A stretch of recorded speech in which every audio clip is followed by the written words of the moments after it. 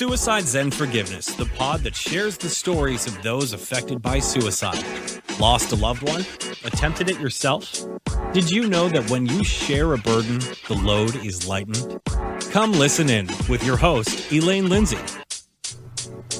Suicide Zen Forgiveness, the podcast, is for education only.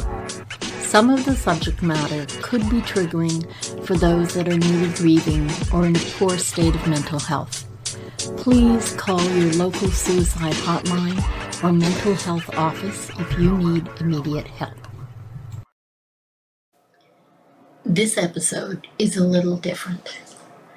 With this being the holiday season of 2022, I wanted to talk to you a little bit about some of the holidays that happened this December. This is definitely a lighter show. We're going to be taking a hiatus until the 10th of January, so this is the final show of Season 3. What I want to talk about is a few of the holidays that are coming up in the rest of December. And I want to give you a little bit of information on each of them. Slightly different show today. And we're going to start with Hanukkah. It already started as of December the 18th. Hanukkah. The Jewish Festival of Rededication is also called the Festival of Lights. It's an 8-day celebration that falls each year on the Hebrew calendar date of 25 Kislev, which generally falls in December in the Gregorian calendar. This year, Hanukkah runs December 18th through the 26th. Hanukkah is spelt a couple of ways, and it celebrates the rededication of the second Jewish temple in Jerusalem. The holiday is celebrated with the lighting of the menorah, traditional foods, games, and gifts. In the transcribed notes of this episode, there will be links to more information on each of the dates and events that I talk about. So now we move to December 21st. One of the first options for December 21st is Blue Christmas. It's something they celebrate in the U.S. Blue Christmas is a Western Christian tradition that happens on or around the longest night of the year, which is usually December 21st. It's about comforting fellow Christians who are grieving and struggling to find joy and hope during this season. Also on the 21st, we have the winter solstice. It marks that day with the shortest period of daylight and the longest night of the year in the Northern Hemisphere, all thanks to the tilt of the Earth. In many cultures, this day is a day of feasting and celebration, but even if you're totally agnostic, you can still find a reason to rejoice, because after today, you'll see that gradually shorter nights and longer days are starting, which means you can look forward to the emergence of spring. We also have what's called Yule in the UK on December 21st, and it is in celebration again of the shortest day and the longest night of the year as the sun gets its lowest elevation in the sky. Apart from the marking of a new season, that winter solstice also holds a significant symbol for the sun. It appears to stand still on this day. It's believed that the sun is going through a rebirth. It would then gain momentum after the solstice. The holiday also depicts several pagan beliefs, especially that of the Holly King, handing over power to the Oak King, ushering in a new season of light. And that brings us to December 23rd. That's known as Festivus. Festivus is perfect for those who don't have a traditional holiday to celebrate. Although it sounds paradoxical, its purpose makes a lot of sense. Not everybody has a major holiday to celebrate like Christmas, Hanukkah, or Kwanzaa, and they can feel left out. This holiday gives many people a non-denominational, non-commercial holiday to call their own. So Festivus is for everybody. And then we have December 25th, Christmas. Every year on December 25th, we celebrate Christmas. a day for spending time with family, observing an important Christian holiday, partaking in light-hearted traditions, or just spreading some holiday cheer. Christmas has evolved over several millennia into a worldwide celebration that's both religious and secular, and chock full of fun-filled family activities. December 26th this year is Kwanzaa. I believe the saying is Hanukkah Kwanzaa, and it is celebrated from December 26th to January 1st. It's an African American and Pan-African 7-day cultural holiday that celebrates family and community. During this holiday, families celebrate with feasts, music, and dance, and end the holiday with a day dedicated to reflection and recommitment to their 7 principles. December 26th, many countries hold Boxing Day. It's started with the British Empire and all the countries associated with it. It was a day to give gifts to the household staff of Britain's upper classes, but it's morphed into a sort of shopping holiday of its own. In fact, it's one of the most popular days to return Christmas gifts to the stores. Interesting note, in Canada, an awful lot of stores will not accept returns until the 27th. And also on the 26th, in Ireland, we have St. Stephen's Day. It's still referred to as the Day of the Wren, especially in rural Ireland. Due to its Catholic roots, St. Stephen's Day has been a holiday in Ireland for many years. But it wasn't until 1871 that it became a public holiday after the Bank Holidays Act of 1871 was passed. December 28th, well, that's National Call a Friend Day.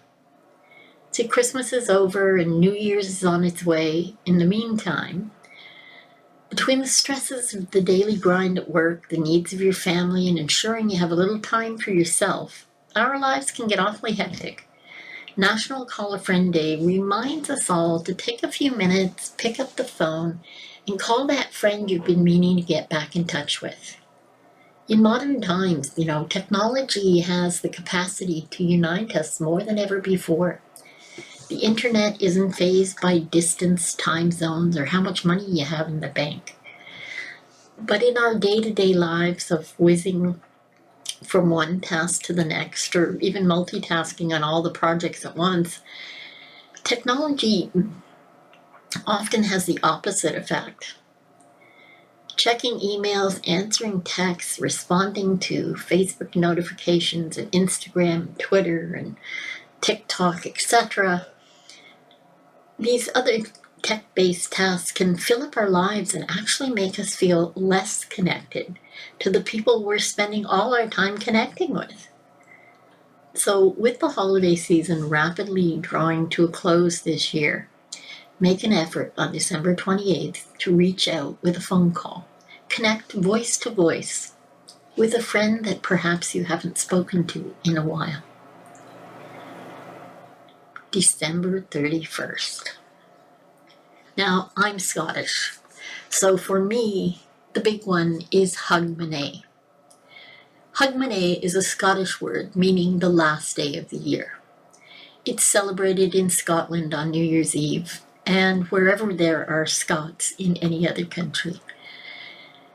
When Scots get together, hosting house parties and dancing and playing games and some exchange gifts, the celebrations are often followed by more parties, both on New Year's Day and January 2nd, which in Scotland is a bank holiday.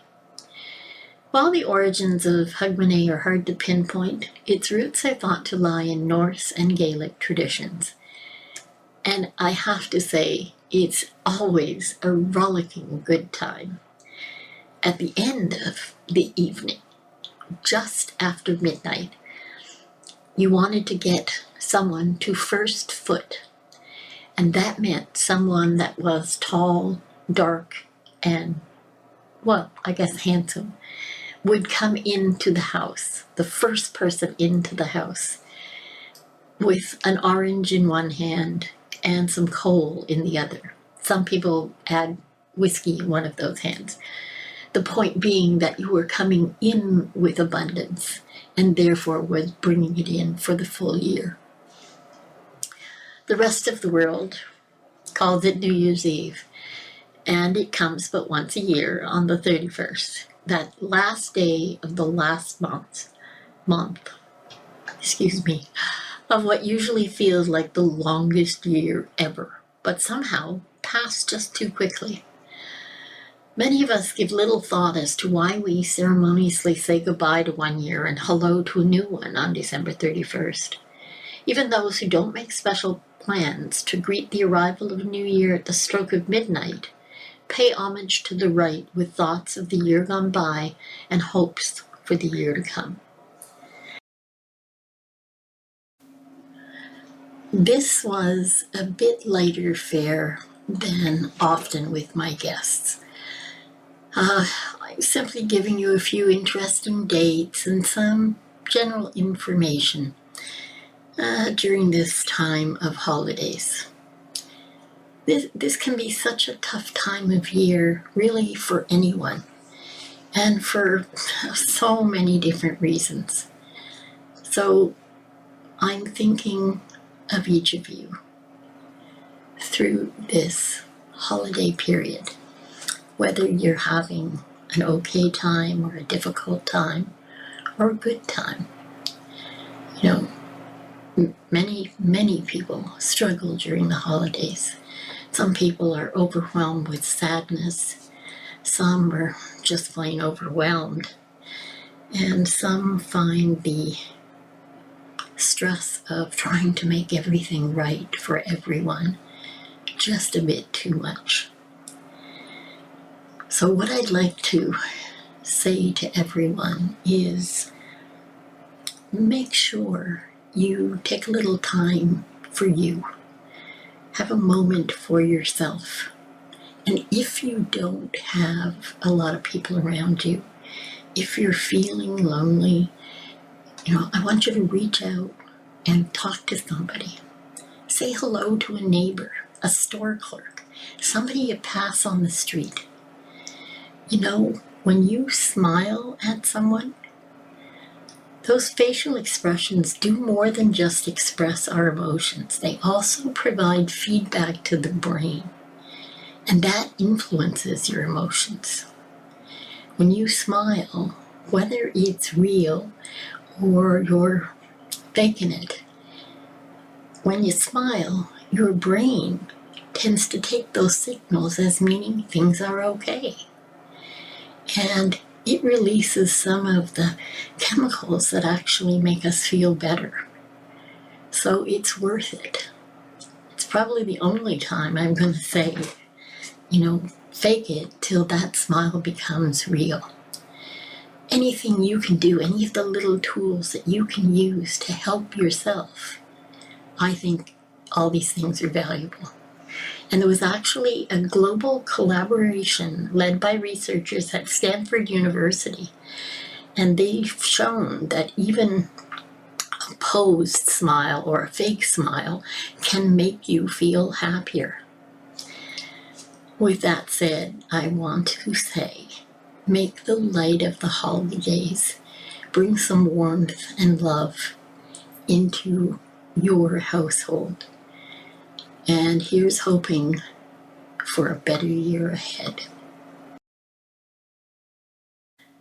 Thank you so much for listening. Season 3 of the Suicide Zen Forgiveness podcast comes to a close with this episode. I'll be taking the next few weeks to take stock of the year that's just passed and to prepare for the new year to come. Please let me know if there are any topics you'd like me to cover or any guests that you'd like me to talk with, especially if that guest happens to be you. I'll return on January 10th, 2023. And in the meantime, as I always say, make the very best of your today, every day. Bye for now. Don't forget to subscribe so you'll get notified for the next episode. And if what you hear in any of our episodes resonates with you or helps in any way, please be kind and leave a review. It'll be greatly appreciated. Until next time. Thank you for listening. Please subscribe on your favorite service. Suicide Zen Forgiveness was brought to you by Truel Social Media, the digital integration specialists. Let them get you on page 1 in the search results. And also by Canada's keynote humorist, Judy Croon, the motivational speaker, comedian, author, and stand-up coach at Second City. On the stage, Judy draws from her wealth of performance experience, wit, and insight to entertain, inform, and inspire in her dynamic keynotes and half-day workshops.